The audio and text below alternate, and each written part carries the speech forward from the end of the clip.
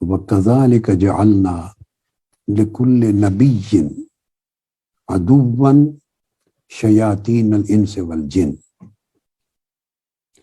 يُوحِي بَعْضُهُمْ إِلَى بَعْضٍ زُخْرُفَ الْقَوْلِ غُرُورًا۔ الانعام آیت نمبر 112۔ وقال تعالی وَذَرُوا ظَاهِرَ الْإِثْمِ وَبَاطِنَهُ إِنَّ الَّذِينَ يَكْسِبُونَ الْإِثْمَ سَيُجْزَوْنَ بِمَا كَانُوا يَقْتَرِفُونَ۔ الانعام آیت 120۔ وقال تعالی وَلَا تَأْكُلُوا مِمَّا لَمْ يُذْكَرِ اسْمُ اللَّهِ عَلَيْهِ وَإِنَّهُ لَفِسْقٌ وَإِنَّ الشَّيَاطِينَ لَيُوحُونَ إِلَىٰ أَوْلِيَائِهِمْ لِيُجَادِلُوكُمْ وَإِنْ أَطَعْتُمُوهُمْ إِنَّكُمْ لَمُشْرِكُونَ۔ الانعام آیت 121۔ ثم قال تعالی أَوَمَنْ كَانَ مَيْتًا فَأَحْيَاهُ وَجَعَلْنَا لَهُ نُورًا يَمْشِي بِهِ فِي النَّاسِ كَمَّنْ مَثَلُهُ فِي الظُّلُمَاتِ لَيْسَ بِخَارِجٍ مِنْهَا كَذَلِكَ زُيِّنَ لِلْكَافِرِينَ مَا كَانُوا يَعْمَلُونَ۔ الانعام ورس 122 122۔ ثم قال تعالی وَكَذَلِكَ جَعَلْنَا فِي كُلِّ قَرْيَةٍ أَكَابِرَ مُجْرِمِيهَا لِيَمْكُرُوا فِيهَا۔ الانعام آیت 123۔ ثم قال تعالی فَمَن يُرِدِ اللَّهُ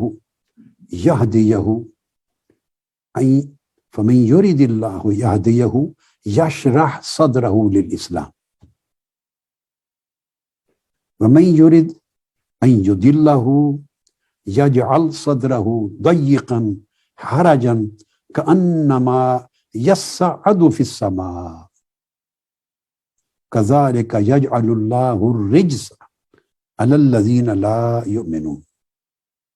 صدق اللہ مولانا العظیم۔ الانعام آیت 125۔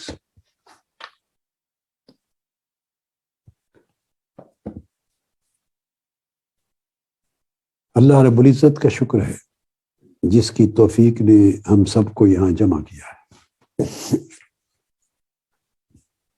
اور میں اللہ کے حضور دعا ہوں کہ ہماری سوچوں میں، ہماری ہمتوں میں، ہماری توجہات میں، ہمارے التفاتات میں، ہماری صلاحیتوں میں، ہمارے افکار میں، تفکر میں، اس میں بھی ان سب کو بھی جمع کر دے، یعنی جمعیت پیدا کر دے، یکسوئی پیدا کر دے، ان کو وحدت دے اور ایک سمت پر گامزن کرے، اور اس سمت پر اللہ پاک ہماری حفاظت فرمائے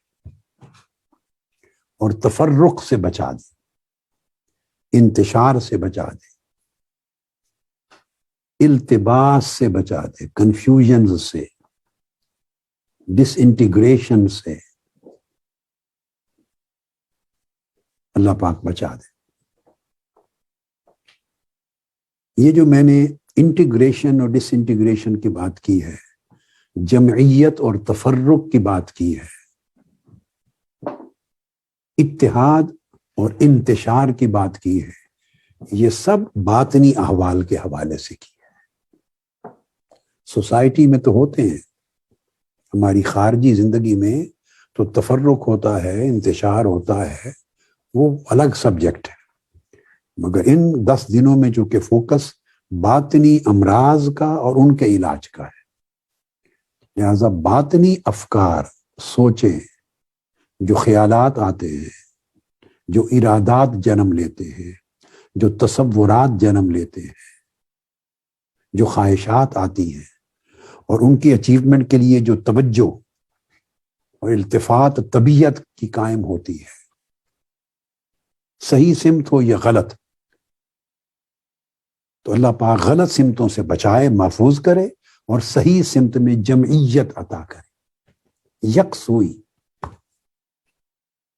ہر وہ شے جو یکسوئی کو ڈسٹرب کرے وہ شیطان کا عمل ہے۔ ہر وہ شے جو انتشار پیدا کرے وہ شیطان کا عمل ہے۔ ہر وہ شے جو کنفیوژن کریٹ کرے، تشکیک، شک پیدا کرے اور آپ کی یقین کی کیفیت کو کمزور کرے، وہ شیطان کا عمل ہے۔ آگے بتاؤں گا اس میں نفس کا بھی دخل ہے، شیطان کا عمل اور نفس کا دخل ہے۔ ہر وہ شے جو آپ کو حق اور باطل کے درمیان تذبذب پیدا کر دے، پتہ نہیں یہ ٹھیک ہے یا یہ ٹھیک ہے، پتہ نہیں درست کیا ہے غلط کیا ہے، یہ کنفیوژن جو ہے، التباس، تشکیک، یہی سے انسان حق کا راستہ چھوڑتا ہے۔ یہ ابتدا ہوتی۔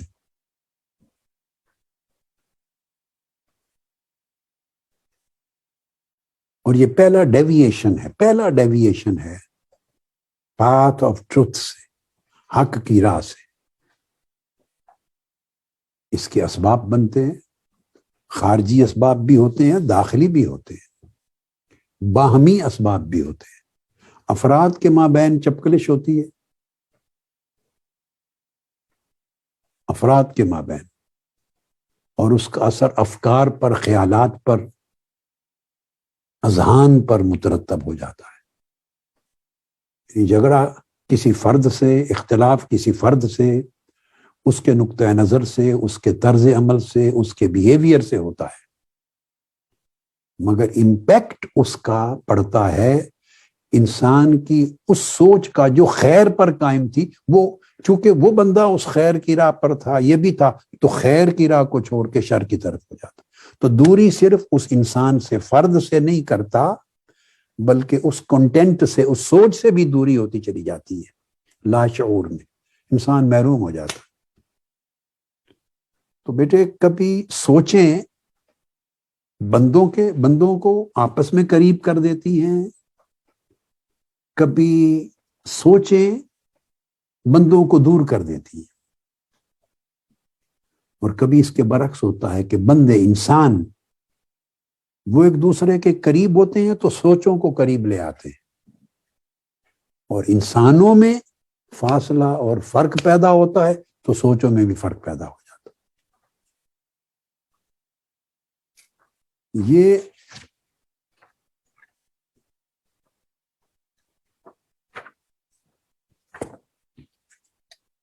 آیت نمبر 122 جو میں نے سورہ الانعام کی پڑھی، یہ ان امپیکٹس کا تذکرہ کرتی ہے۔ یہ آیت، میں ان تمام آیتوں پر اختصار سے آؤں گا، یہ مضمون کا حصہ ہے، مگر آیت نمبر 122 پر میں دوبارہ آتا ہوں۔ یہ جو اثرات ہوتے ہیں اور اس اثرات کے آگے ثمرات کیا ہوتے ہیں، نتائج، اس کا تذکرہ ہے۔ اعوذ باللہ من الشیطان الرجیم۔ ارشاد فرمایا، اومن کان میتا فاحییناہ وجعلنا له نورا یمشی بہ فی الناس کمن مثلہ فی الظلمات لیس بخارج منہا کذالک زین للکافرین ما کانوا یعملون۔ اس طرح بعض اثرات دلوں کو مردہ کر دیتے ہیں، اور بعض اثرات ہیں جو دلوں کو زندہ کر دیتے ہیں، اور زندہ دلوں میں پھر نور آ جاتا ہے۔ وہ نور پھر دوسرے دلوں کو منتقل ہوتا ہے، اور ان کو بھی ایک شخص کے دل کا نور دوسرے بہت سے لوگوں کے دلوں کی ظلمت کو مٹاتا اور ان کے دلوں میں نور داخل کرتا ہے۔ اس کا موازنہ کیا گیا۔ یہ اثرات اور ثمرات ہیں۔ اب آج کی گفتگو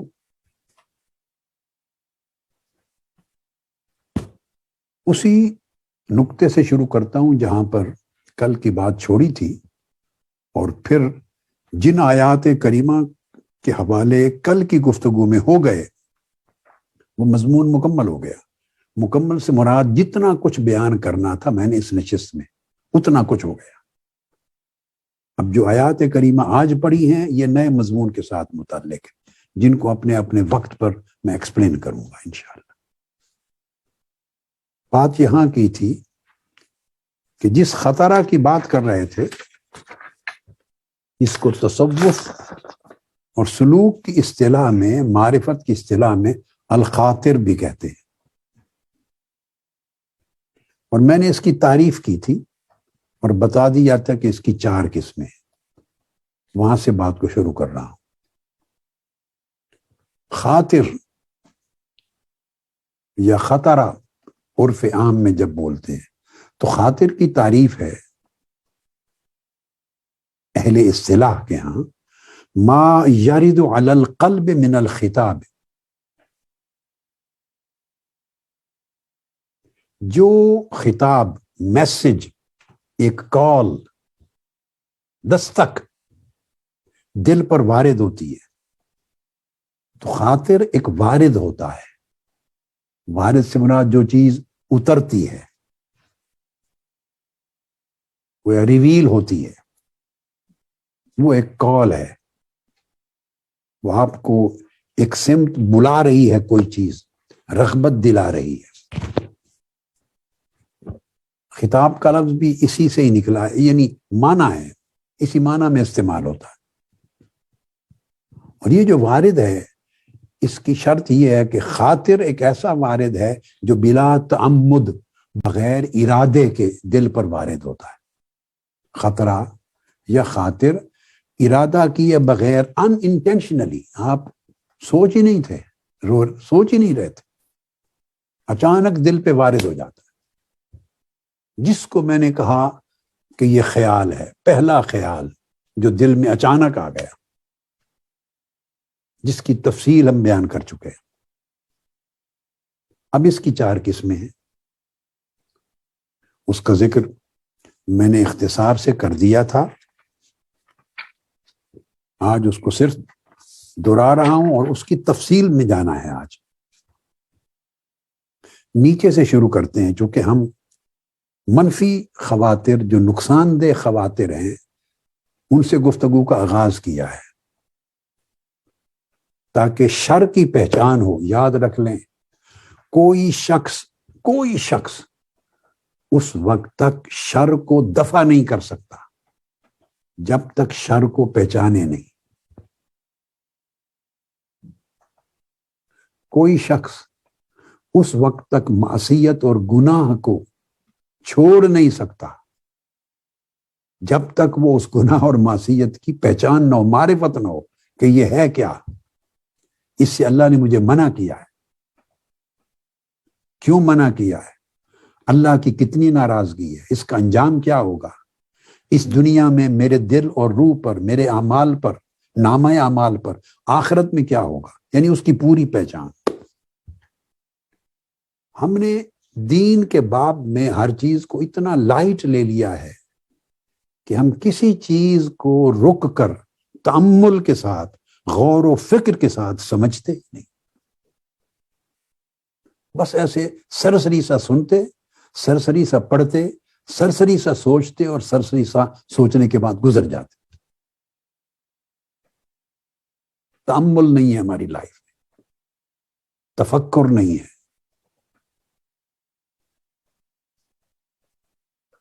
تو یاد رکھ لیں کہ ہمیشہ برائی کو جب تک پہچانے نہیں اور اس کے نقصانات کی پہچان نہ ہو، ضرر، نقصانات کیا ہیں، اس کے اثرات کیا ہیں، جب تک ان چیزوں کی معرفت نہ ہو تو آپ برائی کی جڑ نہیں کاٹ سکتے زندگی سے، اس کا قلع کما نہیں کر سکتے۔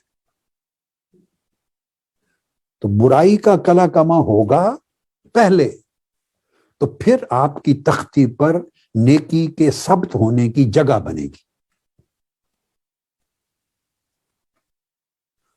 اب تو تختیاں نہیں رہیں. پہلے زمانے میں اسکولوں میں خط سکھانے کے لیے اچھا خط تو تختیاں یوز ہوتی تھی. جب تختیاں یوز ہوتی تھی تو وہ پھر لکڑی کی تختیاں ہوتی تھی, پھر اوپر وہ مٹی گاچی کیا کہتے تھے وہ لگاتے تھے, خشک کرتے تھے, پھر قلم دوات سے لکھتے تھے. میں نے تو وہ کام نہیں کیا کیونکہ میں ان اسکولوں میں نہیں پڑھا جہاں یہ تختیاں, اور میرا اسکول پاکستانی اسکول نہیں تھا, یورپین انگلش اسکول تھا جہاں میں پڑھا ہوں گریڈ 1 سے, پہلی کلاس سے. تو ہمیں تختیاں نہیں سکھائی انہوں نے, مگر ہم دیکھتے تھے, باقی اسکول کے بچوں کو محلے میں دیکھتے تھے. ہاں گھر میں میرے والد گرامی رحمۃ اللہ تعالی علیہ نے وہ الگ سے جو اسکول میں چونکہ نہیں ہوتا تھا, وہ پہلے دن سے قلم پین اور کاپی تھما دیتے تھے, مگر وہ نب ہوتی تھی بڑی, اس سے خط بناتے تھے. تو پھر یہ تختی کا عمل باہر ہم گھر میں پرائیویٹلی لکھنے کا سیکھتے تھے. تو اگر آپ ذہن میں لے آئیں, آپ بات کو سمجھ گئے ہوں, اگر ایک تختی بھری ہوئی ہو, لکھی ہوئی ہو, اور آپ کو کوئی کہے کہ نیا مضمون لکھیں, تو آپ لکھ ہی نہیں سکتے. اس کو پھر پانی سے دھو کے مٹانا پڑتا تھا, مٹانا پڑتا تھا.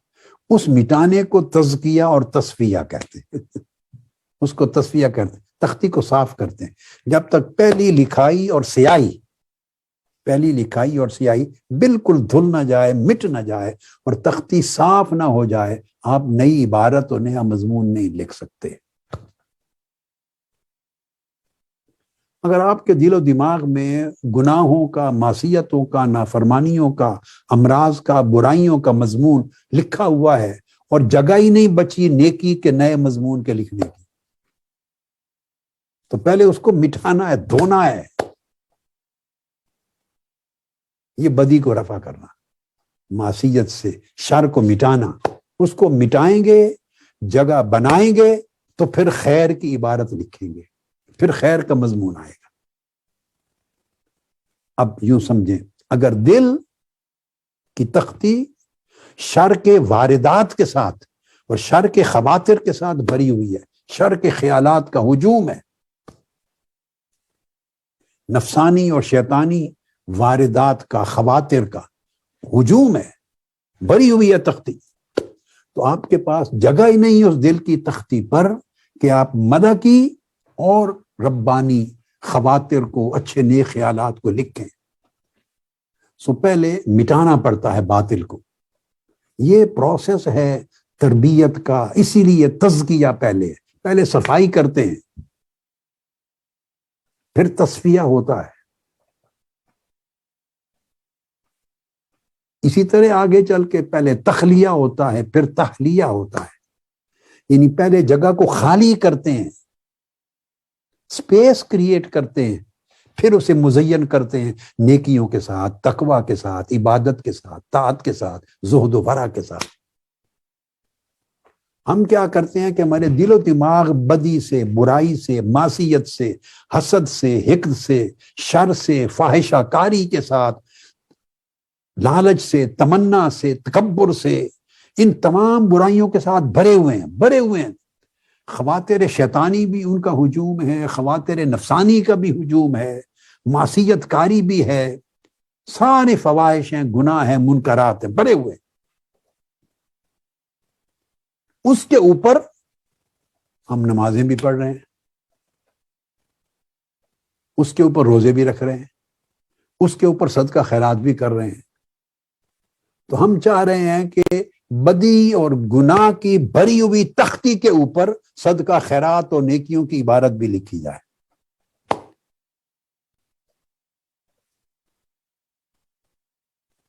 یہاں میں ایک چیز سمجھا دوں کہ اگر آپ کے ذہن میں یہ بات آئے کہ گناہ تو ایک طرف لکھے جاتے ہیں اور نیکیاں ایک طرف لکھی جاتی ہیں, دو فرشتے الگ الگ, میں وہ بات نہیں کر رہا, اس لکھائی کی بات نہیں کر رہا, میں دل کی تختی کی لکھائی کی بات کر رہا. وہ تو حساب کتاب ہے, وہ اکاؤنٹنٹس ہیں, وہ ریکارڈ کر کے اللہ کے حضور پیش کر دیں گے, وہاں تلیں گے, وہ الگ چیز ہے. میں تو اثرات کی بات کر رہا ہوں کہ انسان بدلتا کیسے ہے اور کیسے نہیں بدل سکتا. نیکیوں, عبادتوں, نمازیں, روزے, حج, عمرے, زکوٰۃ, صدقات, خیرات, ساری نیکیوں کے باوجود بندہ نہیں بدلتا. وہی کا وہیں کھڑا رہتا ہے، اس کے شر میں کمی نہیں آتی، معصیت میں کمی نہیں آتی، بدی میں کمی نہیں آتی، سوچوں کی تباہی میں کمی نہیں آتی، وہ شیطان کی طرح رہتا ہے۔ اوپر سے یہ چیزیں بھی، یہ میں نے اس لیے بتایا کہ وہ ایسی تختی پر لکھے جا رہا ہے جو تختی بدی کی عبارت سے بھری ہوئی۔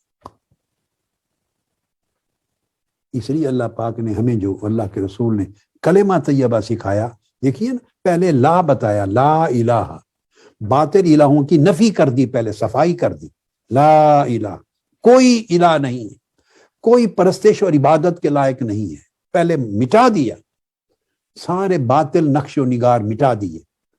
اس کے بعد جگہ بنی، فرمایا الا اللہ، سوائے اللہ۔ تو الا اللہ تب ثبت ہوتا ہے جب نفی کے پانی سے باطل نقش و نگار مٹا دیتے ہیں۔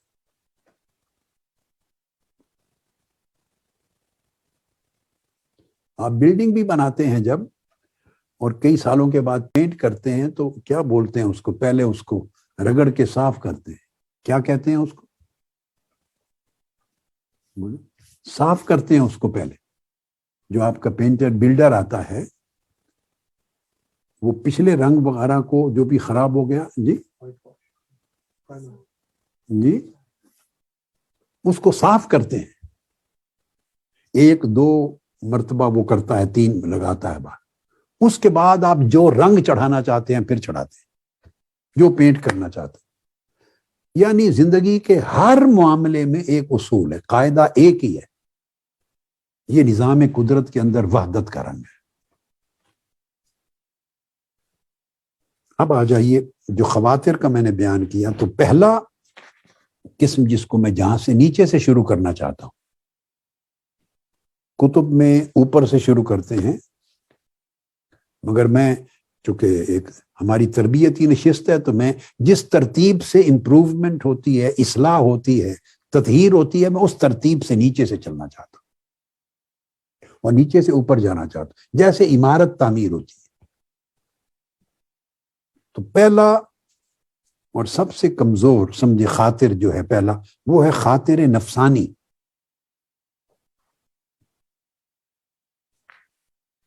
خاطر نفسانی وہ ہے ایک ایسا خیال جو آپ کے دل پہ وارد ہوتا ہے، جس میں نفس کے لیے کوئی لذت اور حلاوت ہوتی ہے، نفس کے لیے۔ اب اس کی پہچان یہ ہوگی کہ کوئی خیال ایسا آئے جو نفسانی طور پہ آپ کو ایک لذت کا احساس دے، فیلنگ دے، نفسانی لذت اور حلاوت اور اس کی اٹریکشن، اس کی فیلنگ دے۔ اگر اور وہ جب نفس کے حظوظ کو کہتے ہیں، جو حظوظ نفس ہیں، لذات نفسانی ہے، لذات نفسانی یا شہوات نفسانی ہے، شہوات نفسانی، نفس کی جو لذتیں، شہوتیں، خواہشیں ہیں، جن کی طرف نفس لپکتا بڑھتا ہے، جو نفس کو اٹریکٹ کرتی ہیں، اگر اس طرح کی کیفیت پیدا ہو تو سمجھیں یہ خاطر نفسانی ہے۔ بالکل میں آپ کو ایک پیمانہ جیسے لچمس پیپر وہ دے رہا ہوں، ساتھ پیمانہ دے رہا ہوں، یہ کیفیت دل میں فیل کریں تو سمجھیں خاطر نفسانی آیا ہے۔ اس کو تصوف کی اصطلاح میں پھر حاجس بھی بولتے ہیں، ہے 2 آنکھوں والی، حاجس یہ بھی بولتے ہیں۔ بس یہ بات سمجھ گئے؟ یعنی حظوظ نفس اور نفس کی لذتوں اور شہوتوں کی طرف اگر دل کی رغبت پیدا ہو جائے، فیل کریں کہ نفس جن چیزوں سے خوش ہوتا ہے، جن شہوتوں سے، میرا دل اس طرف راغب ہو رہا ہے، رغبت پیدا ہو رہی ہے، ادھر جھکاؤ، ادھر میلان پیدا ہو رہا ہے، یہ جس لمحے فیلنگ آپ کو ہو، سمجھ لیں خاطر نفسانی آیا ہے۔ نفس نے اپنے خیال کو القاء کیا ہے میرے دل میں، پہلا وہ دستک ہوئی ہے میرے دل پر، پہلا خطاب ہوا ہے۔ اب آپ کی مرضی اس خطاب کو سنیں یا بلاک کر دیں۔ کل میں نے آپ کو بات کی تھی کہ سوشل میڈیا کے زمانے میں سمجھنا بڑا ایزی ہے، نفس ہو یا شیطان جب القاء کرتے ہیں تو آج کل وہ جو کل میں نے مثال دی تھی اس کو آرٹیفیشل انٹیلیجنس کہتے ہیں، اس کے اوپر سبجیکٹس کے اوپر آج کل پی ایچ ڈیز ہو رہی ہیں, ڈپارٹمنٹس ہیں. یہ جو فیس بک اور ٹویٹرز اور جو سوشل میڈیا یوٹیوب چلاتے ہیں تو باقاعدہ ان کی بڑی بڑی کروڑوں اربوں کی انویسٹمنٹس ہیں, اسکالرشپ دیتے ہیں بچے بچیوں پی ایچ ڈی کرنے تک. آرٹیفیشل انٹیلیجنس بولتے ہیں. اور وہ آرٹیفیشل انٹیلیجنس یہ ہے کہ یہاں تک ہے آپ نے سیل فون پہ ایک چیز ایک بار دیکھی تو دفتروں میں پیچھے بیٹھے ہیں وہ جنود میں نے آپ کو بتایا, ان کو پتا چل جاتا ہے آپ کے سیل فون کے سارے سسٹم سے کہ اس نے یہ چیز دیکھی ہے شوق سے, اس کا یہ شوق ہے, رغبت ہے. سو آپ اگلی بار سیل فون کھولیں گے انہی چیزوں کی ایڈ شروع ہو جائیں گی آپ کے پاس, دڑا دڑ وہ آپ کو سپلائی کرنا شروع کر دے, سپلائی لائن قائم ہو جائے گی. تو میں نے کہا تھا ایک خاطر آیا تھا خطرہ, پھر خطرات شروع ہو جائیں گے, خواطر شروع ہو جائیں گے, واردات شروع ہو جائیں گے, پے در پے نئی سے نئی چیزیں آپ کو بھیجیں گی, آپ دیکھتے رہیں گے, رفتہ رفتہ آپ کے اندر اس کی رغبت پیدا ہو جائے گی. اب آرٹیفیشل انٹیلیجنس یہاں تک چلی گئی کہ آپ گھر میں بات کریں کھانے کی کر رہے ہوں اور آپ کے سیل فون ٹیبل پہ پڑے ہیں, گھر میں کھانے کی بات کر رہے ہیں, صرف کپڑے دھونے والی چیزوں کی بات کر رہے ہیں, مختلف ڈشز کی بات کر رہے ہیں, کسی بھی اور چیز کا شوق, میک اپس کے جو مختلف ہوتے ہیں ان کی چیزیں بات کر رہے ہیں, سینٹس کی عطر کی باتیں کر رہے ہیں, کوئی چیزیں باتیں کر رہے ہیں. آپ کی آواز سیل فون کیچ کرتا ہے تو آرٹیفیشل انٹیلیجنس اس کو نوٹ کرتی ہے. آپ آگے سیل فون کھولیں گے, آپ نے کھانے کی بات کی تھی تو کھانوں کے ایڈ شروع ہو جائیں گے آپ کے پاس. جس جس چیز کا ذکر کریں گے تو اس چیز کی آپ کو آپ کے سیل فون میں ایڈز آ جائیں گی. آپ دنگ رہ جائیں گے کہ یہ کیسے ہو گیا. میں تو اپنے کچن میں کھڑی بات کر رہی تھی, میں تو اپنے آفس میں بیٹھا اپنے گھر میں یہ بات کر رہا تھا, تو سیل فون نے وہی چیز سن کر آپ کو بھیجنی شروع کر دی. اب سمجھ لیں یہ نفس اور شیطان کا عمل ہے. یہ آرٹیفیشل انٹیلیجنس ہے اور وہ سپر آرٹیفیشل انٹیلیجنس, وہ سپر انٹیلیجنس, یعنی اس میں نفس کا شیطان کا ایک الائنس اور جوڑ ہوتا ہے. وہ ایک خیال پھینکتا ہے آپ کو, دیکھتا ہے کہ آپ اس کو واچ کرتے ہیں کہ نہیں, اس کو ریسیو کرتے ہیں یا نہیں, اس کو ویلکم کرتے ہیں یا نہیں, یا اس کو دھتکار دیتے ہیں, ریجیکٹ کرتے ہیں, بلاک کرتے ہیں. بلاک کر دیں پھر دوبارہ نہیں آئے گا. وہ سمجھیں گے کہ یہ اس چیز کا شوقین نہیں ہے, پھر اگلی چیز ٹرائی کرے گا, پھر اگلی چیز ٹرائی کرے گا.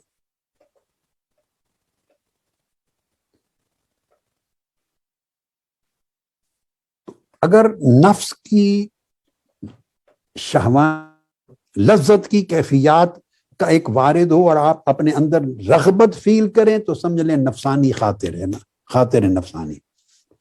اور اگر ایسے خیالات آئیں کہ ان خیالات کے نتیجے میں احکام شریعت کی سے بیزاری فیل ہو, احکام شریعت سے بیزاری, احکام شریعت کی مخالفت, کراہت, نماز نہ پڑھنے کو دل چاہے, اس میں غفلت آ جائے, روزے سے اکتانے کو دل چاہے, تلاوت کی طرف رغبت نہ رہے, نیکی کے کاموں سے دور بھاگیں, شریعت کے احکام سے طبیعت میں ایک کراہت یا تنگی اور ایک کسالت, کمزوری, غفلت پیدا ہو, یعنی اللہ کے احکام سے دوری ہو.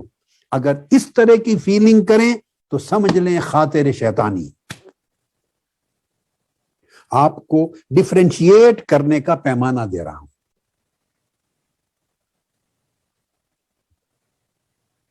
آپ کو کسی کے پاس جا کے اب یہ پوچھنے کی ضرورت نہیں, اس سبق کو یاد رکھیں اور بار بار سنیں. آپ کے پاس اپنے ہاتھ میں پیمانہ ہے. آپ کے دل میں جو اثرات ہوں گے اور طبیعت میں جو اثرات ہوں گے, جو کیفیت پیدا ہوگی, جو فرق پیدا ہوگا, وہ خود بولے گا کہ یہ نفسانی خاطر ہے, خطرہ آیا ہے, یا یہ شیطانی خاطر ہے. اور جیسے میں نے کہا نفسانی خاطر ہو تو اس کو حاجز کہتے ہیں, اگر شیطانی خاطر ہو تو اس کو وسواس کہتے ہیں. شیطان کی طرف سے آئے تو اس کا دوسرا ٹائٹل ہے وسواس, جو سورہ آخری والناس کے اندر ذکر آیا ہے, الوسواس. اب آپ اس کو آسانی سے فیل کر سکتے ہیں, ڈیفرینشیٹ کر سکتے ہیں کہ آپ کے دل میں, آپ کی طبیعت میں کیا تبدیلی آ رہی ہے. ماتھے پہ ابھی نہیں کچھ لکھا ہوا, نہ کوئی باہر پتا چل رہا ہے, مگر آپ تو فیل کر سکتے ہیں کہ یہ میری طبیعت تھی, تلاوت میں اتنا لطف آتا تھا، نماز کی طرف اتنی رغبت تھی، عبادات کی اتنی رغبت تھی، طاعت اور نیکیوں کی طرف رغبت تھی، شریعت کے احکام کی طرف دل میرا یکسو تھا، سکون آتا تھا۔ ادھر سے بے رغبتی پیدا ہو رہی ہے، کمزوری آ رہی ہے، غفلت آ رہی ہے، اکتاہٹ آ رہی ہے، کراہت آ رہی ہے۔ یہ سٹیپس ہیں، کراہت، بیزاری آ رہی ہے، حتیٰ کہ مخالفت تک چلی جاتی ہے طبیعت۔ تو یہ شیطانی خاطر ہے۔ ہر ایک پر اصول یہ ہے کہ خاطر سے مراد وہ پہلا خطاب ہے جس نے دستک دی، اس کو وہیں بلاک کرنا ہے، وہیں رد کرنا، وہیں ریجیکٹ کرنا، وہیں روکنا ہے، اس کو جگہ نہیں دینی، ورنہ پھر ہجوم آئے گا۔ پھر میں نے جو مثال دے دی آپ کو آرٹیفیشل انٹیلیجنس کی، تو پھر سیل فون کی طرح پھر ہجوم خطر خواطر کا شروع ہو جائے گا، اور اتنا گھیرے گا کہ کوئی نہ کوئی چیز، یہ حملے آئیں گے، کوئی نہ کوئی چیز تو آپ کو پسند آ جائے گی، اس میں گرتے چلے جائیں گے۔ اور یہ سب سے بڑا، یہ جو سوشل میڈیا ہے، جہاں اس سے خیر کے کام ہم لیتے ہیں اور بڑی دنیا خیر کے کام کرتی ہے، شر کے اعتبار سے بھی بڑا دجالی فتنہ ہے۔ اس پر بڑا محتاط ہو کے چلنا ہے زندگی میں۔ آپ کے ہاتھ میں پورا گناہوں کا منبع ہے، جو چیز کھولیں وہ طبیعت کو جو رغبت دیتی چلی جائے، آپ کھولتے چلے جاتے ہیں، گناہ دیکھتے چلے جاتے ہیں، سنتے چلے جاتے ہیں، اس میں ڈوبتے چلے جاتے ہیں، حتیٰ کہ ہلاک ہو جاتے ہیں، بچ نکلنے کے راستہ ہی نہیں نکلتا، اتنا آگے چلے جاتے ہیں۔ پہلے یہ خرابیاں صرف ٹی وی سے ہوتی تھی، اب سوشل میڈیا ہاتھ میں آ گئی ساری، اور سوسائٹی میں آلریڈی ہے۔ یہ دو خط ہو گئے خواطر۔ اب اسی طرح پوزیٹو سائیڈ پہ بھی دو خواطر ہیں۔ اب دیکھیے اللہ کی شان، یعنی جو انسان کے لیے ڈینجرس چیزیں ہیں ان کی بھی دو قسمیں بیان کر دی۔ نفس کی طرف سے بھی خاطر جنم لیتا ہے، اور نفس وہ خاطر آپ کے دل میں القاء کرتا ہے، خطاب ڈالتا ہے۔ اور باہر شیطان اور اس کے شیاطین، اس کے جنود، شیطان کی افواج، تو وہ بھی یہ خیالات آپ کو ڈالتے ہیں۔ تو گویا داخلی حملے بھی ہیں اور خارجی حملے بھی ہیں۔ اب اللہ رب العزت کا نظام یہ ہے، جیسے یہ دو سورس ہیں آپ کی خرابی اور شر کی طرف لے جانے کے، اسی طرح دو سورس اللہ رب العزت نے بنائے ہیں آپ کے لیے، رکھے ہیں آپ کو خیر کی طرف لے جانے کے لیے بھی، ایک داخلی، ایک خارجی۔ داخلی کیا ہے؟ اس کو کہتے ہیں خاطر ملکی، الخاطر الملکی۔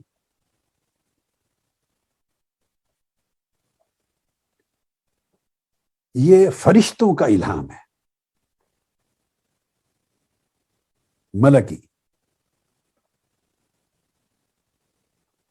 اب یہ نفس کا توڑ ہو رہا ہے، تو اللہ پاک نے، تو آگے میں سمجھاتا ہوں کہ فرشتے کیسے الہام کرتے ہیں، اس کو سمجھا کے پھر میں ایک حدیث پاک پڑھتا ہوں تاکہ سبجیکٹ آپ کو کلیئر ہو جائے۔ تو ذہن میں رکھ لیں، اللہ پاک نے ہر ایک کے لیے فرشتہ بھی مقرر کیا، اتنی بات سمجھ رکھ لیں، اور ہر ایک کے لیے ایک شیطان بھی مقرر ہے۔ جتنے انسان ہیں دنیا میں، ہر ایک کے ساتھ ایک فرشتہ بھی مقرر ہے جڑا ہوا، اور ایک شیطان بھی مقرر ہے جڑا ہوا ہے۔ اس سے آپ اندازہ کر لیں کہ شیطانوں کا عدد کیا ہوگا۔ یہ تو ایک ڈیوٹی ہے، یہ عدد، جتنے انسان ہیں اتنے شیطان ہیں، صرف ایک ڈیوٹی انجام دینے والے، بقایا اس کے علاوہ ہیں۔ تو ایک فرشتہ اللہ پاک نے جوڑا ہوا، وہ کاؤنٹر کرنے کے لیے، برائی کا آپ کو بچانے کے لیے، آپ کے دفاع کے لیے، وہ نیکی کے خیال آپ کی طرف ڈالتا ہے، خاطر، وہ آپ کے دل میں نیکی کا خیال ڈالتا ہے۔ جیسے دیکھیں نا، یوسوس فی صدور الناس من الجنۃ والناس، آپ کے دلوں میں وسوسہ یعنی برا خیال، برائی کا خیال ڈالتے ہیں جنات میں سے بھی لوگ اور انسانوں میں سے بھی لوگ۔ یہ جو من الجنۃ والناس کہا، جنات تو سمجھ آ گئی، شیاطین ہو گئے نا جنات، اور انسانوں میں سے بھی لوگ وسوسہ ڈالتے ہیں۔ تو اللہ پاک نے قرآن مجید میں جا بجا فرمایا کہ شیاطین صرف جنات میں نہیں ہیں، اللہ پاک انسانوں کی ایسی انسان ہے جن کو ایسی طبیعتیں دے دیتا ہے، یا ان کی طبیعتوں میں ایسی تبدیلی لا دیتا ہے کہ وہ خود شیطانوں کا رول اختیار کر لیتے ہیں۔ اڈاپٹ کر لیتے ہیں۔ اس لیے قرآن مجید کی آخری صورت اور اس کے آخری کلمات، قرآن مجید کا اینڈ اس سبجیکٹ پہ ہوا ہے، یوسوس فی صدور الناس من الجنۃ والناس، یہاں قرآن مجید ختم ہو گیا۔ آخری میسج قرآن مجید کا، آخری اور آخری لفظ قرآن مجید کا یہ ہے کہ تم اپنے بھولے بھٹکے نہ رہو، کوئی اوور کانفیڈنٹ نہ رہو۔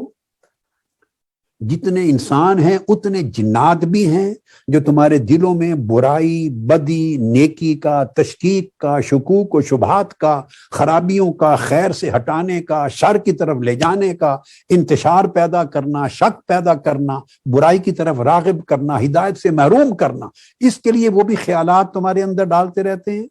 اور اسی قدر انسان بھی سوسائٹی میں، آپ کے دوستوں میں، مجالس میں، محافل میں، اعزاء اقارب میں، کمیونٹی میں انسان بھی ہیں، انہوں نے اللہ پاک معاف کر دے، انہوں نے بھی شیاطین کا رول دھار لیا، اختیار کر لیا۔ وہ بھی یوسوس، وہ بھی وسوسہ ڈالتے ہیں، اور جب وسوسہ ڈالتے ہیں تو وہ بھی تمہیں برے خیالات ڈالتے ہیں۔ یہ کیا کر رہے ہو بھائی؟ آج کا زمانہ، یہ پرانی باتیں کر رہے ہیں آپ، یہ کیا باتیں کر رہے ہیں؟ وہ ٹھیک ہے، یہ سب دھوکے ہیں، یہ سارا تو آپ کے یقین کو توڑتے ہیں، جہاں آپ جمے ہوئے ہیں اس سے ہلاتے ہیں آپ کی بنیادیں۔ حق پر یقین ہے، اس میں تشکیک پیدا کرتے ہیں، شکوک و شبہات کرتے ہیں، آپ کو پھسلا دیتے ہیں، استقامت ختم کرتے ہیں، تذبذب میں مبتلا کر دیتے ہیں، اور اس سے آپ کے اندر کنفیوژن آ جاتا ہے، نہ ادھر نہ ادھر، کچھ سمجھ نہیں آ رہی، چلتے چلتے دھکیل کے شیطانوں کی طرح وہ بھی اسی گڑھے میں جا کے پھینکتے اور ہلاک کر دیتے۔ ایک ہی عمل ہے، یہ انسانوں کی سوسائٹی میں ہے اور وہ جنات میں سے، شیاطین دونوں۔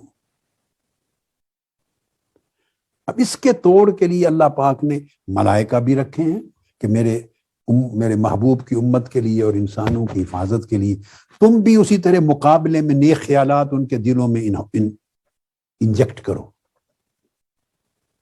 انسرٹ کرو۔ تو ملائکہ، تو فرشتہ بھی خاطر ڈالتا ہے دل میں۔ اب اس کی پہچان کیسے ہوگی؟ اگر فرائض اور نوافل کی طرف، فرائض اور نوافل کی طرف، دین کی طرف، نیکی کی طرف، طاعت کی طرف اگر رغبت پیدا ہو جائے، رغبت، دل میلان دل کے اندر پیدا ہو جائے، رجحان پیدا ہو جائے نیکی کا، طاعت کا، نفلوں کا، تسبیح کا، اللہ کی طرف، تو یہ جو رغبت ہے اگر نیکی کی، تو سمجھیں فرشتے نے الہام کیا، یہ خاطر ملکی ہے، خاطر ملکی۔ تو یہ بگننگ ہوتی ہے، آپ اس کو پہچان سکیں گے اب کہ تھوڑی سی رغبت ہو رہی ہے کہ میں اعتکاف کے لیے جاؤں، میں رات کو خطاب سننے کے لیے جاؤں، کچھ تربیت لینے کے لیے جاؤں، اللہ کا ذکر سنوں، اپنے اصلاح احوال کی فکر کروں، بہت ڈوب گیا ہوں، بہت دور چلا گیا ہوں، کچھ پلٹ کے میں نیکی کی طرف آؤں، اللہ کی طرف آؤں، اپنی اصلاح کروں۔ تو طاعت، بھلائی، خیر، پاکیزگی، اس طرف رغبت پیدا ہو طبیعت میں، جسٹ رغبت، انکلینیشن، تو سمجھے یہ الہام ہے فرشتے کا۔ اس کو خاطر ملکی کہتے ہیں، اور اصطلاح میں اس خاطر ملکی کو الہام کا لفظ بھی بولتے ہیں، الہام۔ ویسے ایک دوسری سینس میں الہام دونوں معنوں میں آتا ہے، الہمہا فجورہا وتقواہا، برائی کا بھی الہام ہے، اور وہ برائی کا الہام وہ تھا جو حاجس اور وسواس کے نام سے میں نے کر دیا، وہ ایک لغوی ٹرم میں استعمال ہوتی ہے، قرآن مجید نے استعمال کی ہے۔ فسق و فجور کا بھی خیال ڈالا جاتا ہے، اور تقوی، نیکی کا بھی خیال ڈالا جاتا ہے نفس، قرآن مجید میں۔ تاہم یہ ٹرمینالوجی کی باتیں ہیں، الگ الگ ٹرمز مختلف استعمال کرتے ہیں لوگ۔ تو خاطر ملکی کو الہام کا لفظ آ گیا، رغبت ہو گئی نیکی کی۔ اب اس کے آپ اگلی پہچان، ایک چوتھی قسم ہے، اور نیکی کی دو خواطر میں سے دوسری ہو گئی، میں نے ڈیوائیڈ کر دیا، شر کی دو اور نیکی خیر کی دو۔ تو خیر کی سب سے اعلیٰ قسم اور چوتھی وہ خاطر ربانی ہے، خاطر ربانی۔ خاطر ربانی یہ ہے کہ دل طاعت پہ جم جائے، نیکی پر جم جائے۔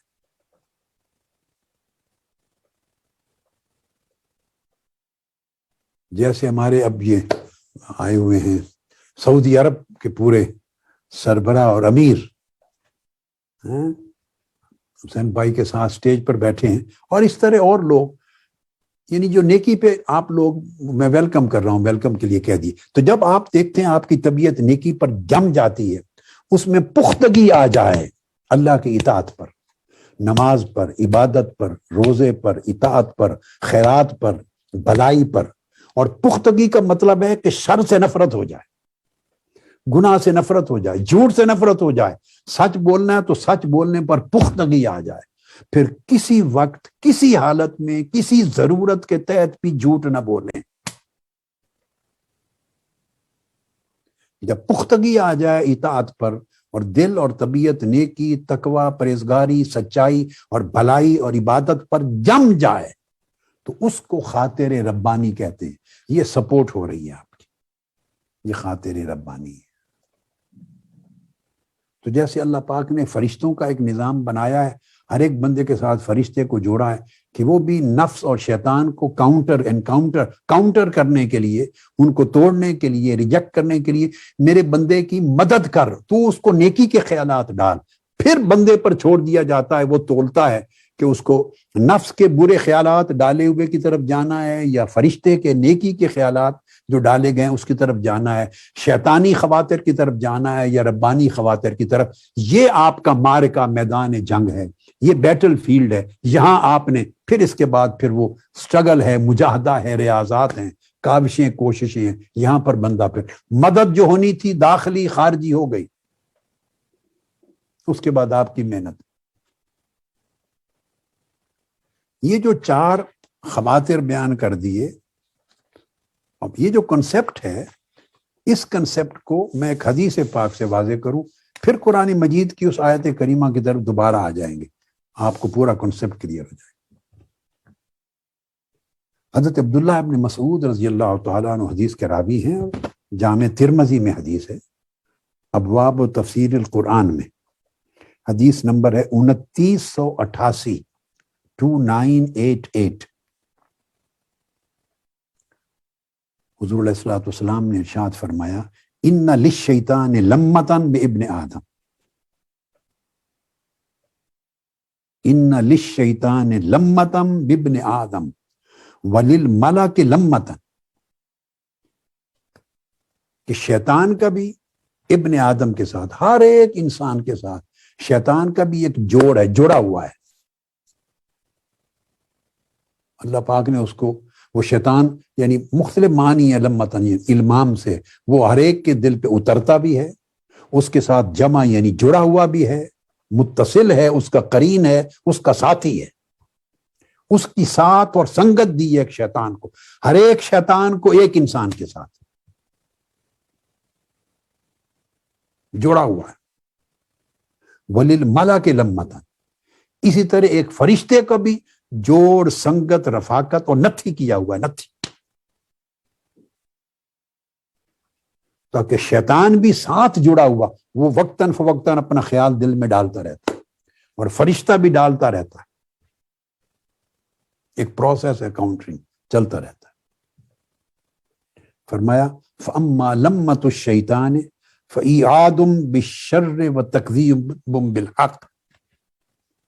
بس جو شیطان کا لمحہ ہے، یعنی شیطان کی سنگت ہے اور اس کا جڑنا، آپ کے جڑنا انسان کے ساتھ، تو وہ جو القاء کرتا ہے، وہ 2 چیزیں القاء کرتا ہے. ایک تو وہ شر کی طرف آپ کو دھکیلتا، شر کے لیے رغبت پیدا کرتا ہے، شر کے خیالات کے ساتھ وہ آپ کو مشتعل کرتا ہے، اس طرف آپ کو راغب کرتا ہے، اس طرف آپ کو تقویت دیتا ہے، آپ کو بڑھاتا ہے. جیسے آقا علیہ السلام نے بعد میں آیت پڑھی، ثم قال الشیطان یعدکم الفقر، کہ خرچ نہ کرو، خرچ نہ کرو اللہ کی راہ میں، پیسے کم رہ جائیں گے، بچوں کے لیے کیا بچے گا، فقر ہو جائے گا، غربت ہو جائے گی، محتاجی رہ جائے گی، خزانہ خالی ہو جائے گا، میٹر ضروریات زندگی پوری نہیں کر سکو گے. تو خوف دلاتا ہے، وہ خوف دلاتا ہے، یعنی بلیک میل کرتا ہے. تو یہ بھی ہے، یعنی شر کے ساتھ شیطان بلیک میل کرتا ہے، آپ کو خوف دلاتا ہے، آپ کو شر پہ مجبور کرتا ہے، شر کی ترغیب دیتا ہے، شر کی طرف آپ کو دھکیلتا ہے. اور دوسرا تکذیب بالحق. تکذیب بالحق، تکذیب کیا ہے؟ حق جھٹلاتا ہے، یعنی حق کے بارے میں آپ کے دلوں میں شکوک و شبہات پیدا کرتا ہے. پھر آپ حق پر جتنے جمے ہوئے تھے اس میں شک پیدا کرتا ہے.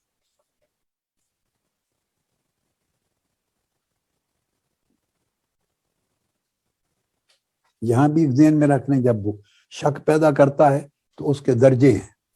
یقین کا درجہ اس کو علم کہتے ہیں، کہ آپ کا علم تھا کہ یہ حق ہے.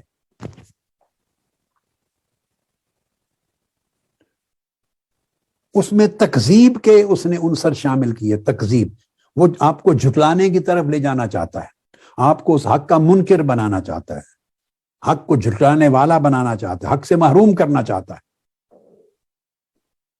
تو وہ شکوک و شبہات کس طرح پیدا کرتا ہے، اس کی درجہ بندی ہے. سب سے اوپر کی سٹیج ہے حق پر آپ کو یقین تھا، تصدیق تھی، کامل یقین تھا، وہ علم اور یقین کا درجہ ہے. اس میں تھوڑی سی کمی کر دی، اس نے تھوڑی سی کمی کر دی تو آپ نیچے آ گئے. اس درجہ یقین کو، وہ درجہ یقین کا چھوٹ گیا، نیچے آ گئے تو اس کو ظن کہتے ہیں. آپ ظن کے درجے میں آ گئے، یقین سے محروم ہوئے اور کمزور یقین آپ سمجھے آ گئے. یہ شک اور یقین کے درمیان کوئی سٹیج ہے، ڈیپینڈ کرتا ہے کتنا نیچے آئے کتنا اوپر رہے، اسی طرح درجہ متعین ہو جاتا ہے. مگر یہ یقین اور سینٹر میں شک ہے، یہ سمجھیں. یقین اور شک کے درمیان جتنی سپیس ہے یہ ظن کی ہے.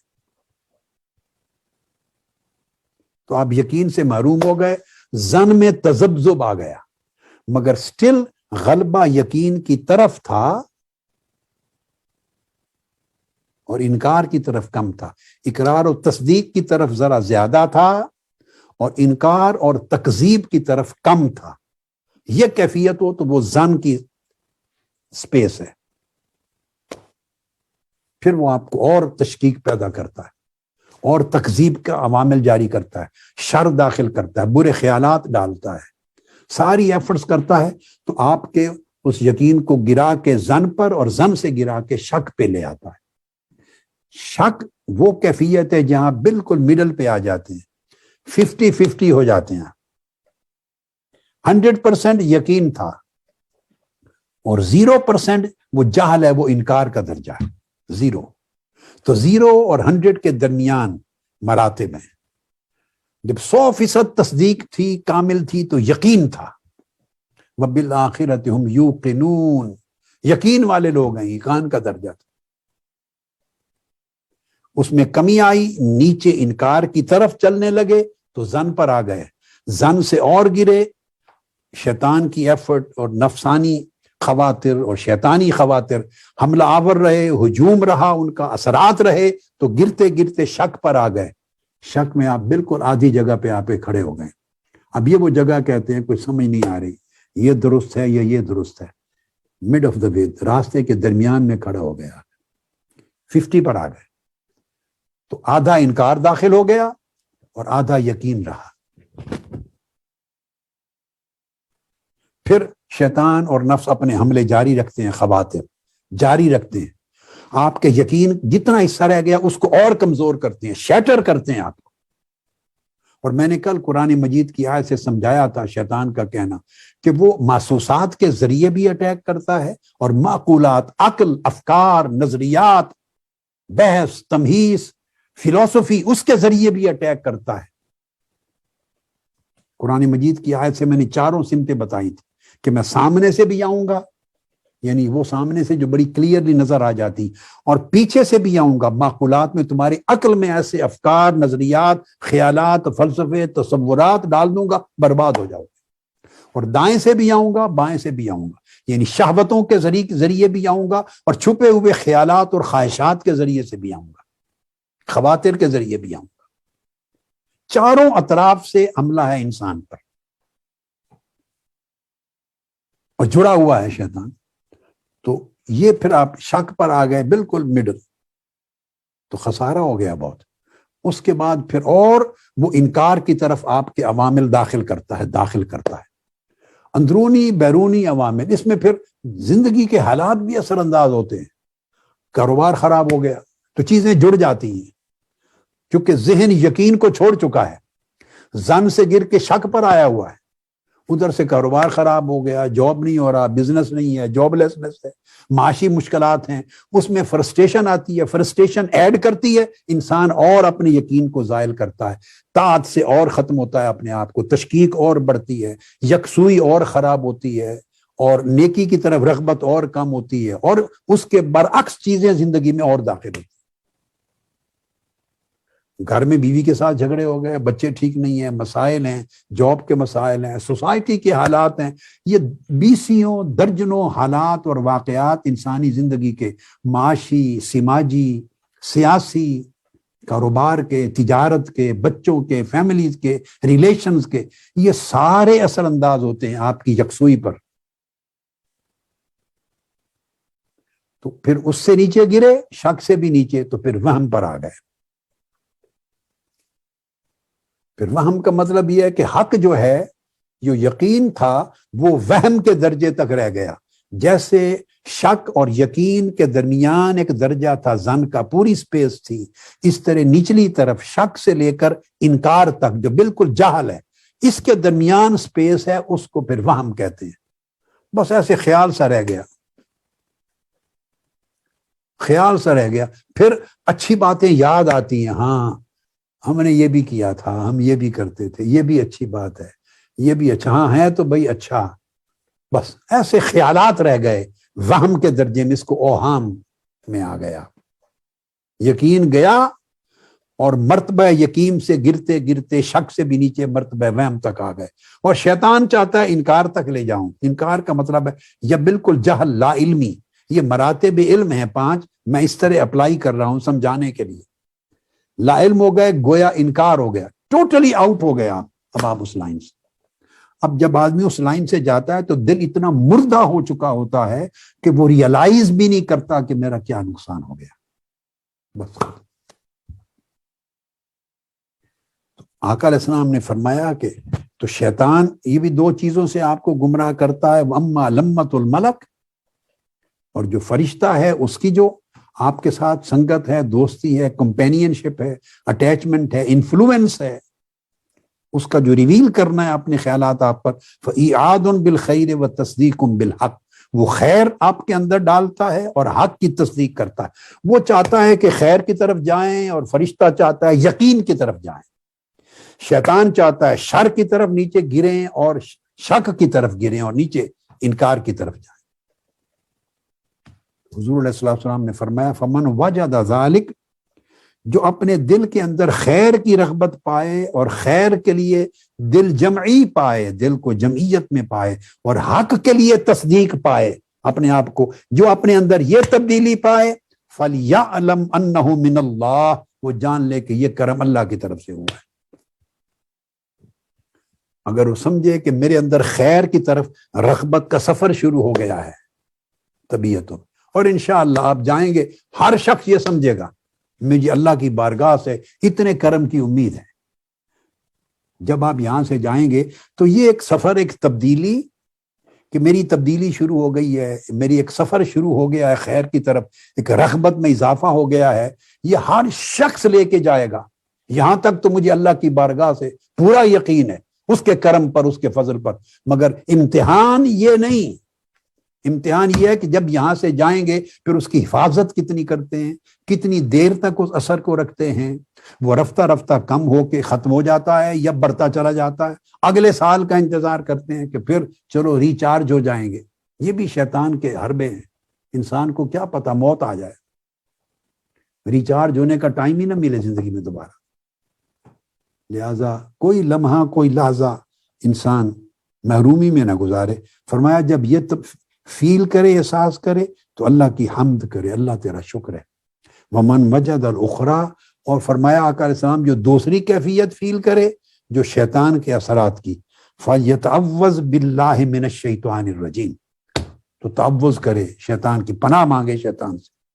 پھر آپ نے فرمایا الشیطان یعدکم الفقر وَيَأْمُرُكُمْ بِالْفَحْشَاءِ، وہ تمہیں خوف دلاتا ہے، اگر صدقہ خیرات کرنا ہو تو اس میں فقر کا خوف دلاتا ہے۔ شیطان جو ہے وہ جو اس کا وعدہ وہ کفر کی طرف لے دھکیلتا ہے، فسق کی طرف لے جاتا ہے، ظلم کی طرف لے جاتا ہے، معصیت کی طرف لے جاتا ہے، گناہ کی طرف لے جاتا ہے، غفلت کی طرف لے جاتا ہے۔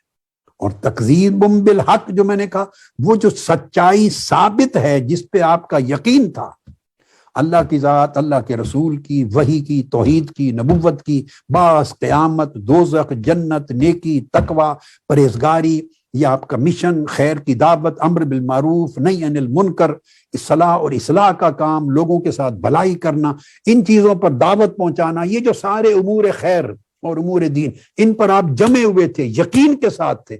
کوئی آپ کو جان سے بھی مار دیتا تو آپ ہٹنے کو تیار نہیں تھے، یہ اس کیفیت پر تھے۔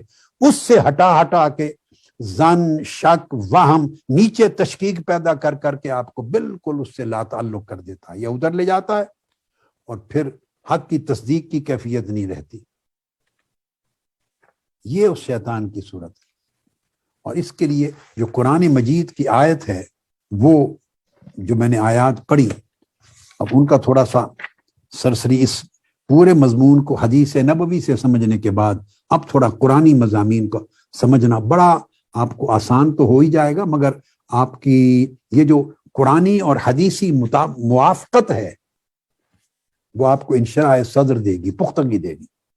اب یہ جو حدیث پاک میں آپ نے سن لیا، یہ مضمون تھا جو میں نے پہلی آیت پڑھی سورہ الانعام کی 112، جس میں اللہ پاک نے فرمایا کہ نیکی کی دعوت کے لیے اور خیر کو غالب کرنے کے لیے اور لوگوں کے حالات کو بہتر کرنے کے لیے اللہ پاک نے ہر زمانے میں نبی بھیجے، انبیاء ہے۔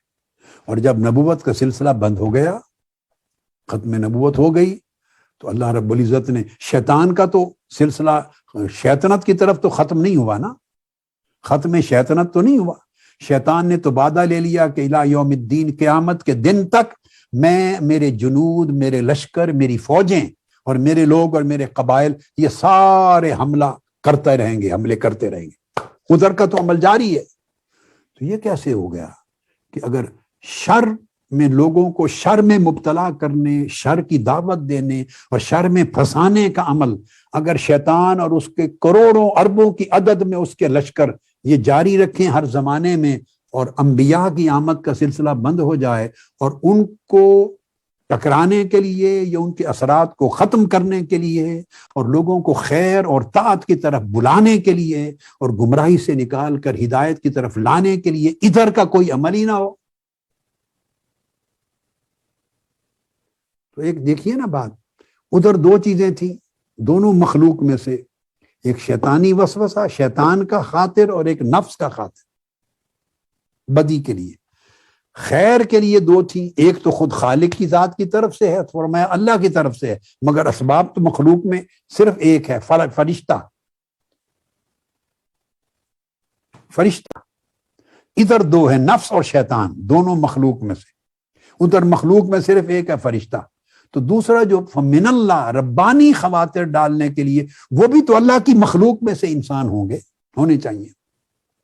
پہلے انبیاء تھے، اب اولیاء، صالحین، شہداء، صدیقین، صالحین، مجددین، مصلحین، یہ جو اللہ نے اپنی حضور علیہ السلام کی امت میں ختم نبوت کے بعد یہ جو اپنے نائب بنا دی اللہ کے نبی کے، جو وہ عمل کرتے ہیں جو بنی اسرائیل کے زمانے میں پہلی امتوں کے لیے نبی کرتے تھے، لوگوں کو جہالت سے نکال کے علم صحیح کی طرف لے جانا، اندھیرے سے نکال کے نور کی طرف لے جانا، گمراہی سے نکال کے ہدایت کی طرف لے جانا، شر سے بچا کے خیر کی طرف راغب کرنا، معصیت کی بجائے طاعت کی طرف لے جانا، اور جس طرح وہ خیالات ڈالتے ہیں شیطان اور نفس برے خواطر، اس طرح ادھر بھی تو کوئی ہوں اللہ کی مخلوق میں، وہاں جو فرمایا سورہ والناس میں من الجنت والناس، سمجھیں جیسے وہ دو طبقے ہیں تو ادھر بھی دو طبقے ہونے چاہیے۔ تو من الجنہ کے مقابلے میں تو ملائکہ آ گئے، جو شیاطین، جن شیاطین ہیں ان کے مقابلے میں تو فرشتے آ گئے، جو حدیث پاک میں بھی آ گیا کہ وہ خیالات ڈال رہے ہیں۔ تو والناس، اور انسانوں میں بھی ہیں، جو شر کی طرف دھکیلتے ہیں، تو انسانوں کے مقابلے میں، ادھر شیاطین کے مقابلے میں ربانیین بھی ہونے چاہیے، ربانیین ادھر بھی ہونے چاہیے، تب بیلنس ہوتا ہے، تب خیر و باطل کی جنگ اور خیر و شر کی جنگ اور حق و باطل کی جنگ میں بیلنس ہے، انصاف ہوتا ہے۔ تو حضور کی امت میں پھر وہ لوگ اللہ پاک نے دیے جو تصوف، معرفت اور ولایت کی اصطلاح میں غوث، قطب، نجبا، نقبا، اقطاب، اوتاد، ابدال سے خیار اور صالحین، یہ اولیاء کے طبقات ہیں۔ اور ایسے بھی ہیں علماء یا ایسے لوگ جو تصوف اور ولایت کی اصطلاحات اور ان تقسیمات کو نہیں مانتے، غوث، قطب، ابدال، نجبا، نقبا، ان تقسیمات مدارج کو نہیں مانتے، یہ ان کا نقطہ نظر ہے، چلو اس سے بحث نہیں، مگر اس سے کوئی انکار نہیں کرتا کہ اولیاء و صالحین عمومی اصطلاح، انبیاء کے بعد صدیقین، شہداء، اولیاء اور صالحین تو قرآن مجید کی اسٹیٹو ہے۔ الا ان اولیاء اللہ لا خوف علیہم ولا هم یحزنون کی الگ الگ تعبیریں کر سکتے ہیں لوگ، تعبیر تو کرنے کی آپ کو اجازت ہے، مگر اس کا انکار تو امت میں کوئی نہیں کرتا کہ انبیاء کے بعد صدیقین، اولیاء اور صالحین ہیں۔ تو یہ شیاطین کے مقابلے میں اللہ پاک نے ادھر یہ لوگ پیدا کیے۔ تو شیاطین آپ کے دلوں کو مردہ کرنے یا کم سے کم مریض کرنے پر تلے ہوئے ہیں، اور ربانیین، اہل حق، اہل اللہ، اللہ کے دوست، اللہ نے جن کو اپنے کام کے لیے متعین کر رکھا ہے کہ اس کے بندوں کو ہدایت ملے، انہیں لوگوں کے دلوں کو زندہ کرنے اور ان کی مرض کو کم سے کم کرنے پہ متعین کر رکھا ہے۔ یہ من الجنت والناس کی دوسری سائیڈ ہے۔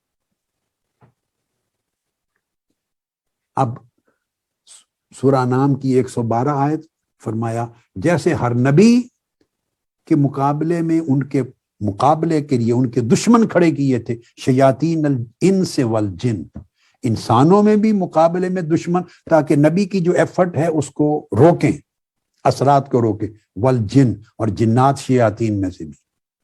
اور طریقہ کیا تھا؟ یوحی بعضهم الی بعض، ایسا نہیں کہ سامنے آ کے دنگا فساد شروع کر دیتے، لڑائی جھگڑا اور سر پھوڑنا شروع کر، یہ نہیں، لڑائی نہیں ہوتی۔ یوحی، القاء کرتے ہیں خواطر، جو میں نے جن کا تذکرہ 2 راتوں میں 3 راتوں میں کیا ہے، یوحی بعضهم الی بعض، یہ جو غلط خطرات ہیں، نفسانی اور شہوانی اور گمراہی کے خیالات اور تشکیک کے خیالات اور شکوک و شبہات اور غفلت اور شہوت کی طرف رغبات، یہ خیالات یوحی القاء کرتے ہیں، دلوں میں ڈالتے ہیں اور رغبت بڑھاتے ہیں، زخرف القول، اور دھوکہ دینے کے لیے اس سے دھوکہ دیتے ہیں لوگوں، اور لوگ دھوکے میں آ جاتے ہیں۔ زخرف القول غرورا، تو آپ نے عمل دیکھ لیا شیاطین، جنوں کا اور انسانوں کا دوبارہ۔ اب اس کے اثرات ہماری اپنی ڈے ٹو ڈے لائف کے ایسے عمل ہیں کہ اس سے بھی یا خیر کو طاقت ملتی ہے یا شر کو طاقت ملتی ہے، حتیٰ کہ کھانے پینے سے بھی اگر عقل حلال ہو تو عقل حلال سے نور پیدا ہوتا ہے، وہ نور آپ کا گارڈ بنتا ہے خاطر شیطانی کو اور خاطر نفسانی کو روکنے کے لیے، آپ کی پروٹیکشن دیتا ہے، آپ کو سیکیور کرتا ہے۔ اگر عقل حرام ہو، رزق حرام ہو، حرام کا کھانا، ایک تو ہے سیدھی وہ چیز جو حرام ہے، وہ تو الگ ہے، ایک ذریعہ حرام ہے، یعنی ایک آپ خنزیر ہے، شراب ہے اور حرام چیزیں ان کا کھانا پینا، یہ تو مسلمانوں میں کم ہوتا ہے، اللہ معاف کر دے جو بڑی حد پھلانگ جائے، یہ کم ہے، مگر اب تو کم نہیں رہا، اب تو بہت ہی، شاید خنزیر ہی بچ گیا ہے، اللہ تعالیٰ معاف کر دے، اب دوسرے حرام کھانے پینے میں تو کوئی کمی نہیں رہی، گھر گھر داخل ہوتی جا رہی ہے یہ حرام، مگر ذرائع حرام، جھوٹ بول کے کمانا، دھوکہ دے کے کمانا، دوسرے کے ساتھ مقابلہ، ناجائز نقصان پہنچا کے کمانا، ہر وہ طریق جس سے رزق آیا اور اس میں آپ نے جھوٹ بولا، دھوکہ دیا، زیادتی کی، یہ تمام ذرائع جو گناہ کے ذریعے سے آپ نے کمایا، دیکھنے میں تجارت اور کاروبار اور مال اور روٹی جو کھا رہے ہیں وہ حلال تھا، مگر جو طریقہ استعمال کیا وہ حرام تھا، تو اس کے ذریعے ظلمت پیدا ہوتی ہے، اندھیرا پیدا ہوتا ہے، جلدی امراض آتی ہیں اور جلدی دل مردہ ہوتا ہے، اور نفس اور شیطان کے اثرات کو جلدی ریسیو کرتا ہے۔ اب یہ ذکر آیت 121 میں تھا، وَلَا تَأْكُلُوا مِمَّا لَمْ يُذْكَرِ اسْمُ اللَّهِ عَلَيْهِ، جس پر اللہ کا نام نہ لیا گیا ہو اس سے نہ کھایا کرو۔ یہ ایک اور پس منظر ہے جس میں یہ آیت کریمہ اتری، وَإِنَّهُ لَفِسْقٌ، یہ فسق ہے، گناہ ہے، مگر اس کے وسیع تر مفہوم میں یہ ہے کہ جو کچھ آپ کھاتے ہیں اس کے اثرات آپ کے دل پر، روح پر پڑتے، وہ فسق و فجور کی رغبت پیدا کرتا ہے۔ تو ہر روز کا کھانا آپ کے دل پر، روحانی حالت پہ اثر انداز ہوتا ہے۔ تو جس طرح کھانا اثر انداز ہوتا ہے، اس طرح بولنا بھی اثر انداز ہوتا ہے۔ آپ جھوٹ بولیں گے تو دل مردہ ہوتا جائے گا، دل کی سیاہی بڑھے گی۔ دھوکہ دیں گے، دل مردہ ہوگا، سیاہی بڑھے گی۔ خواطر شیطانی کے لیے گیٹ کھلے گا دل کا۔ ظلم کریں گے، زیادتی کریں گے، جو کچھ بھی عام زندگی میں آدمی اپنے اعمال اقوال کے ذریعے ارتکاب کرتا ہے، ہر ایک چیز کا اثر، میں نے پہلی رات کے خطاب میں، یعنی دوسری رات تھی وہ وسیع علویہ کے بعد، اس سلسلہ گفتگو کی پہلی رات میں سمجھایا تھا کہ ظاہر میں جو کچھ کرتے ہیں باطن پہ اس کا اثر ہوتا ہے، پھر باطن کا جو حال ہوتا ہے وہ ظاہر میں جا کے ایکسپوز ہو جاتا ہے۔ تو یہ ہر عمل کا، کھانے پینے تک کا اور صحبت کا، جس کے پاس بیٹھتے اٹھتے ہیں، ہر ایک چیز کے اثرات آپ کے دل کو مردہ کرتے یا مریض کرتے ہیں۔ اچھی صحبت میں بیٹھیں، ہر وقت اچھی باتیں سنیں گے تو ہر قول جو سنیں گے اس سے خواطر پیدا ہوتے ہیں۔ اب آپ نیکی کی بات سن رہے ہیں ساری رات بیٹھ کر، ہر ایک نیکی کی بات سے ایک نیک خاطر، ایک نیک خیال پیدا ہو رہا ہے، وہ آپ کے دل پہ دستک دے رہا ہے، آپ کے اندر ایک رجحان پیدا کر رہا ہے، آپ کے اندر ایک ترغیب دے رہا ہے، اس سے اندر ایک جوش، ایک جذبہ آپ کا نیکی کی طرف بڑھ رہا ہے۔ یہ ایک پروسیس ہے، پورا پروسیس۔ اسی طرح جب برے آدمی کے پاس بیٹھیں گے وہ تشکیک پیدا کرے گا، شک و شبہات پیدا کرے گا، آپ کے یقین کو کمزور کرے گا، یا دنیا کی رغبت دے گا، یا دین کی طرف سے ہٹائے گا، یا اہل دین اور اہل حق سے دور کرے گا، اہل حق کے بارے میں شک و شبہ پیدا کرے گا۔ تو وہ ہر جو بھی کرے گا تشکیک سے آپ کو خیر سے ہٹاتا چلا جائے گا۔ شر خیر سے ہٹتے جائیں گے جتنا اتنا شر کے قریب ہوتے چلے جائیں گے، دل میں ظلمت ہوگی، اندھیرا ہوگا، حتیٰ کہ معصیت، فسق اور کفر کی طرف دل جائے گا۔ یہ فرمایا قرآن مجید میں آیت نمبر 121 میں۔ آگے پھر وہ لفظ سنیے، وَإِنَّ الشَّيَاطِينَ لَيُوحُونَ إِلَىٰ أَوْلِيَائِهِمْ، اور شیطان اپنے لوگ چن لیتے ہیں، اپنے ساتھی۔ تو جو ان کا ساتھی بنتا ہے، ساتھی کون بنتا ہے؟ جس کو وہ فیل کرتا ہے، انٹیلیجنس، جو آرٹیفیشل انٹیلیجنس ہے، کہ اس نے یہ چیز دیکھی ہے، اس کا شوق ہے، میری بات کو ریسیو کیا ہے، یہ مجھے ریجیکٹ نہیں کیا، مجھے بلاک نہیں کیا، تو وہ اس کے دوست بنا لیتے ہیں، فرینڈ ہو جاتے ہیں۔ وہ آپ سوشل میڈیا میں بھی فرینڈ کے لفظ یوز کرتے ہیں نا، بھی فرینڈ کرنا اور ان فرینڈ کرنا، یہ سوشل میڈیا کا لفظ وہ قرآن مجید یوز کر رہا ہے۔ لَيُوحُونَ إِلَىٰ أَوْلِيَائِهِمْ، وہ القاء کرتے ہیں برے خیالات اپنے فرینڈز کو، جو ان کے فرینڈ بنے ہوئے ہیں، جو ان کے فالوور اور فرینڈز کے گروپ ہیں، ان کو خیال ڈالتے رہتے ہیں، ہر چیز بھیجتے رہتے ہیں، اور فرمایا اگر تم ان کی پیروی کرتے چلے جاؤ گے تو مشرک ہو جاؤ گے، یعنی اپنی ہوائے نفس کو اللہ کی جگہ پہ لے آؤ گے اور شریک بنا دو گے ہوائے نفس کو۔ یہ کہہ کر اگلی آیت 122 میں اب اللہ پاک نے فرمایا اس طرح لوگوں کے دل مردہ ہوتے ہیں۔ وہ جو امراض قلب اور اس کا علاج، اب اس کی طرف ہم دروازہ کھول رہے ہیں انٹر ہونے کے لیے۔ اس طرح دل مردہ ہوتے، مریض ہوتے ہوتے ہوتے بڑھتے کینسر ہو گیا، پھر مردہ ہو گئے، پھر فرمایا کہ جیسے دل مردہ ہوتے ہیں تو ایسے بھی ہیں فَأَحْيَيْنَاهُ، کہ ہم کئیوں کے دلوں کو زندہ کر دیتے، تو دل زندہ بھی ہوتے۔ تو جیسے دلوں کو موت ملتی ہے، وہ میں نے جو خاطر نفسانی اور خاطر شیطانی کا الٹیمیٹ آبجیکٹو بتایا، اس کا الٹیمیٹ آبجیکٹو یہ ہے کہ وہ قلب کو قلب میت یا قلب میت کر دے، دل کو زندہ نہ رکھے، مردہ کر دے۔ اور خاطر ملکی اور خاطر ربانی اور اللہ کے اولیاء اور صالحین کے اثرات اور ان کی صحبتیں اور تعلیمات، وہ کیا ہے کہ دل زندہ ہو جائے۔ تو اللہ پاک نے فرمایا فَأَحْيَيْنَاهُ، پھر ہم نے اس کا دل موت سے نکال دیا اور زندہ کر دیا. تو فرمایا جس کا دل، کیا ہے وہ شخص جس کا دل ہم نے زندہ کر دیا؟ کیسا ہے وہ شخص جس کو موت سے نکال لیا؟ مردہ تھا، اس کو موت سے نکالا، امراض ختم کر دی، فاحیینا، اور اس کو زندہ کر دیا، اس کے دل کو زندہ کر دیا. وجعلنا لہ نورا، جب ہم دل کو زندہ کر دیتے ہیں تو اس کے دل میں نور بھر دیتے ہیں. اس کا دل نور کا چشمہ بن جاتا ہے. جیسے کل میں نے کہا تھا پاور ہاؤس ہو جاتا ہے، ٹرانسفارمر بن جاتا ہے، یا سورج ہو جاتا ہے، سورج چاند بن جاتا ہے، چمکتا ہے، روشنی دیتا ہے. تو خود تو روشن ہوتا ہی ہے، وجعلنا لہ نورا، خود روشن ہو جاتا ہے.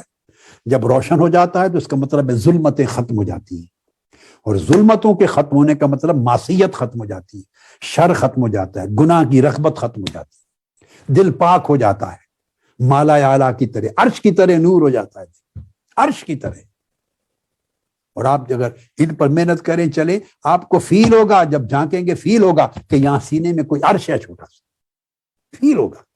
اللہ کی انوار و تجلیات اترتی محسوس کریں گے، اتر رہے ہیں، مناجات کے اثرات ہوں گے، پھر مالا اعلیٰ کی لذت ہوگی زندگی میں.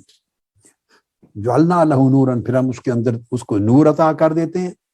اور پھر آگے میں یمشی بہی فی الناس، اور وہ نور لے کر دل کو نور کا چراغ بنا دیتا ہے، سورج کی طرح. وہ دل، روشن دل لے کر منور اور منور، دل منور اور دل منور، خود منور ہو جاتا ہے اور اوروں کو منور کرتا ہے. تو روشن دل لے کر، دل کا نور، یمشی بہی فی الناس، پھر وہ لوگوں میں چلتا ہے، یعنی وہ نور لوگوں میں بانٹتا ہے. یہ قرآن مجید ہے، لوگوں میں وہ نور بانٹتا ہے تاکہ لوگوں کے دلوں سے بھی ظلمتیں دور کرے. وہ انسان، یہ لفظ سن لیا نا، وہ من الجنت والناس کے مقابلے میں ادھر بھی دو طبقات آ گئے، ایک ملک فرشتہ اور ایک اللہ کا لشکر. جیسے ابلیس کے جنود تھے، لشکر تھے، اور اس میں بھی رینکس تھے. پھر اللہ کا ایک، اللہ کے لشکر اور جنود ہیں اس کے اولیاء کے، اور اس کے اولیاء کے، ان کے رینکس ہیں. پھر ان کو جتنا جتنا نور زیادہ ملتا ہے وہ اتنا اتنا نور تقسیم کرتے ہیں، اور پورے معاشرے میں، سوسائٹی میں، قرب و جوار میں تقسیم کرتے ہیں، اس نور کو پھیلاتے ہیں. تو فرمایا اللہ پاک نے، کیا ایسے شخص جس کے دل کو اللہ زندہ کر دے، پھر اس کے دل کو نور عطا کر دے، پھر وہ نور لے کے لوگوں میں چلے اور لوگوں کو بھی نور دے، کیا ایسا شخص؟ اور وہ دوسرا شخص جس کا دل مردہ ہے اور ظلمت کدا ہے دل، اور ظلمت اور اندھیرے سے نکلنے ہی نہیں پا رہا، تو کیا یہ دو شخص برابر ہو سکتے ہیں؟ فرمایا نہیں. جب یہ بات دل کے حوال کی کر دی تو اگلی آیت میں ایک بڑی خاص نقطہ بیان کیا قرآن. فرمایا وَكَذَلِكَ، اسی طرح جیسے ہم نے دل دو قسموں کے بنائے ہیں، ایک مردہ دل ہے، وہ ظلمت کدا ہے، اور وہ خود بھی اندھیرے میں ہے اور آگے بھی اندھیرے بانٹتا ہے. دیکھیے، جس کے دل میں تاریکی ہوگی اس کے پاس بیٹھیں گے وہ تاریکی ہی دے گا، آپ کو تاریکی بانٹے گا. جس کے دل میں تشکیک ہوگی وہ آپ کو شکوک و شبہات بانٹے گا. اور جس کے دل میں نور ہوگا اس کی مجلس صحبت میں بیٹھیں گے، جتنا وہ نور دے گا، اس سے جتنا دور ہوں گے نور کی اتنی کمی ہوتی چلی جائے گی. اور جس کے دل میں یقین ہوگا، آپ اس کے پاس جتنا بیٹھیں گے اس کی قربت میں رہیں گے، یقین ملے گا. جتنا آپ دور ہوتے ہیں وہ نعمتیں زائل ہوتی ہیں، جتنا قریب رہتے ہیں، ہمیشہ مداومت اور استقامت کے ساتھ رہتے ہیں، تو نور کی کنٹینیویشن رہتی ہے. تو فرمایا جیسے دلوں کا حال ہے، فرمایا 123 آیت میں، اسی طرح وَكَذَلِكَ، اسی طرح ہم نے ہر بستی، ہر کمیونٹی، ہر سوسائٹی میں بھی، انسانوں میں بھی یہ کر رکھا ہے. وَكَذَلِكَ جَعَلْنَا فِي كُلِّ قَرْيَةٍ، ہر قریہ میں، ہر بستی میں، ہر شہر میں، ہر سوسائٹی میں، ہر کمیونٹی میں، تمام انسانی طبقات میں بھی کر رکھا اکابر مجرمیہا، کہ ان میں کوئی ایسے بڑے بڑے مجرم ہوتے ہیں، جرائم پیشہ، وہ جو شیطانی اور نفسانی خواطر کے علم بردار ہوتے ہیں، اور وہ بھی لوگوں کو خود گناہ کرتے اور آگے لوگوں کو گناہ پہ اکساتے ہیں. خود ظلمت کدا لے کے پھرتے ہیں دلوں میں، اور وہ آگے لوگوں کو ظلمتیں بانٹتے ہیں. خود اندر بالکل انکار کی کیفیت میں رہتے ہیں، اس طرح لوگوں کو آگے انکار اور تشکیک بانٹتے ہیں اور وہ مکر کرتے ہیں، دھوکہ دیتے ہیں، دھوکہ تو لوگوں میں بھی سرغنے ہیں۔ یہ ان 123 نمبر آیت، جیسے وڈیرے ہیں، رئیس ہیں، بڑے سیاسی طور پر، معاشی طور پر، سماجی طور پر لوگوں کو ظلم کرتے اور بہکاتے خراب کرتے ہیں، اس طرح روحانی طور پہ بڑے اثرات رکھنے والے بہکاتے خراب کرتے ہیں، ذہنی، فکری، نظریاتی طور پہ گمراہ کرنے والے، بہکانے والے خراب کرتے ہیں، ایمانی طور پہ لوگوں کو تباہ کرتے ہیں، تشکیک میں ڈال کے، غفلت میں ڈال کے دین سے دور کرتے۔ فرمایا جیسی کیفیتیں دل میں ہیں اور جو الگ قسمیں ہیں، اس طرح قسمیں تمہاری انسانی سوسائٹیز میں بھی ہیں۔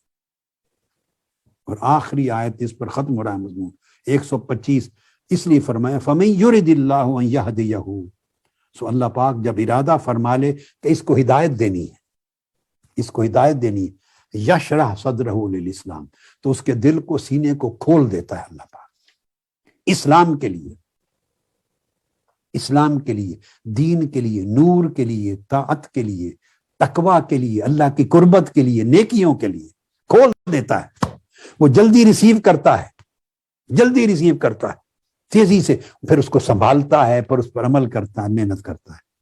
وَمَن يُرِدْ أَن يُضِلَّهُ، اور جس کے لیے اللہ ارادہ کرے کہ اس کو گمراہ کر دینا، گمراہی اس کا مقدر ہے، اور وہ اپنی خرید کردہ گمراہی ہے، اپنی خرید کردہ گمراہی پر ہی رکھنے کا ارادہ فرما لے، یجعل صدرہ ضیقا حرجا، تو اس کے سینے میں، دل میں شدید گھٹن پیدا کر دیتا ہے، ایسی گھٹن کہ وہ نیکی کو بلاک کر دیتی ہے، جیسے میں نے وہ پہلے آپ کو سیل فون کی ٹرمینالوجی میں کہا نا کہ بلاک کر دیتی، پھر نیکی کو وہ سن ہی نہیں سکتا، سنتا ہے تو تھوڑی دیر کا اثر لیتا ہے، اٹھ کے نکلا تو نکال دیا، خیر بھول گیا، نیکی کو داخل نہیں ہونے دیتا، یقین کو داخل نہیں ہونے دیتا، خیر اور طاعت کو داخل نہیں ہونے دیتا، اور ساتھ پھر نیکی کے معاملے میں اس کا دل تنگ ہوتا ہے، ضیقاً حرجاً، گھٹن محسوس کرتا ہے، تنگی محسوس کرتا ہے، ایسے لگتا ہے جیسے وہ بڑی مشکل سے آسمان یعنی بلندی کی طرف چڑھ رہا ہے، آکسیجن کم ہو رہی ہے، سانس اکھڑتا جا رہا ہے اور موت کے قریب ہے۔ نیکی، تقوی، دین کے معاملے میں اس طرح اس کی گھٹن جو ہے اس کو اس سے دور کر دیتی ہے، کأنما یصعد فی السماء، جیسے اوپر جاتے ہیں تو آکسیجن سے زندگی ملتی ہے، آکسیجن کم ہوتی چلی جاتی ہے تو آپ کے اندر گھٹن آتی چلی جاتی، کہتے ہیں دین، حق اور نیکی کی راہ پہ اس کی یہ کیفیت ہو جاتی ہے۔ کہتے ہیں کذالک یجعل اللہ الرجس، یہ جو ذلت ہے اور پلیدی ہے یا دلوں کی خرابی ہے، یہ جو لوگ ایمان نہیں لگتے، علی الذین لا یؤمنون، اس طرح اللہ پاک ان پر اسے بطور عذاب مقرر کر دیتا ہے، واقع فرما دیتا ہے۔ یہ آج ہم نے 4 خواتر کا مضمون مکمل اس معنی میں کہ جتنا آج کی نشست میں اس سبجیکٹ کو کلوز کرنے کے لیے ضروری تھا میرے نزدیک وہ کر دیا، اور اس کو حدیث نبوی کی شکل میں واضح کیا، اور قرآن مجید کی سورہ الانعام کا پورا ایک حصہ ہے آیات کریمہ کا، تسلسل کے ساتھ اس کے ذریعے سبجیکٹ کو ایکسپلین کیا۔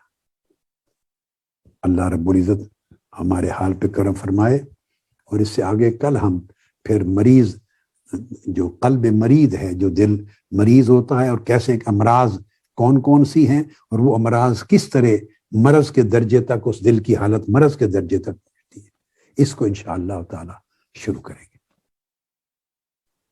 والسلام علیکم ورحمۃ اللہ وبرکاتہ، وما علینا الا البلاغ۔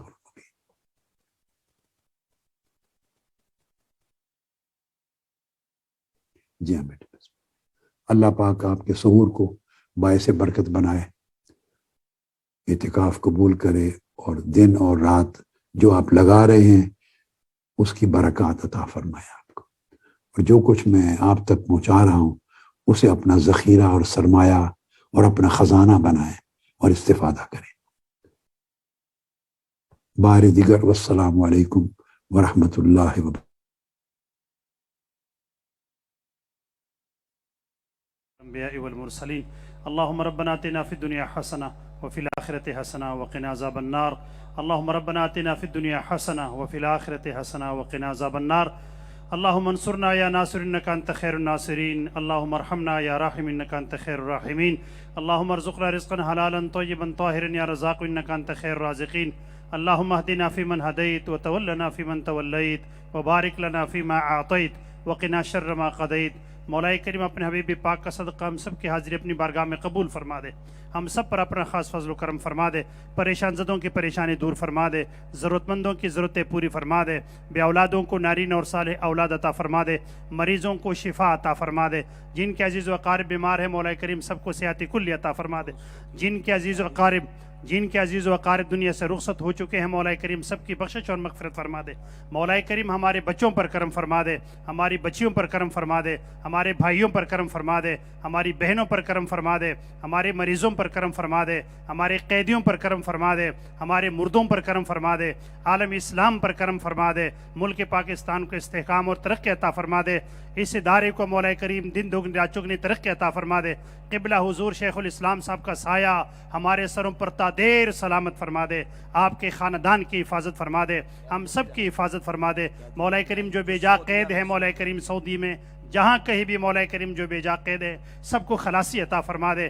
مولا کریم تو حافظ ہے سب کی حفاظت فرما دے. تو ناصر ہے سب کی مدد فرما دے. تو ارحم الراحمین ہے سب پہ رحم فرما دے. تو اکرم الاکرمین ہے سب پہ کرم فرما دے. بے نمازیوں کو نمازی بنا دے. بد اخلاقوں کو باخلاق بنا دے. بے حیاؤں کو حیادار بنا دے. ہم سب کو ایک اور نیک بنا دے. جان مال اولاد عزت و آبرو کی حفاظت فرما دے. ہماری ماؤں بہنوں بیٹیوں کی عزت و آبرو کی حفاظت فرما دے. سب کے گھروں میں آرام و سکون پیدا فرما دے. سب کے گھروں میں اتفاق و اتحاد پیدا فرما دے. تمام متقفین اور متقفات پر کرم فرما دے. وصلی اللہ تعالی علی خیر خلقہ محمد وآلہ وصحبہ اجمعین برحمتک یا ارحم الراحمین.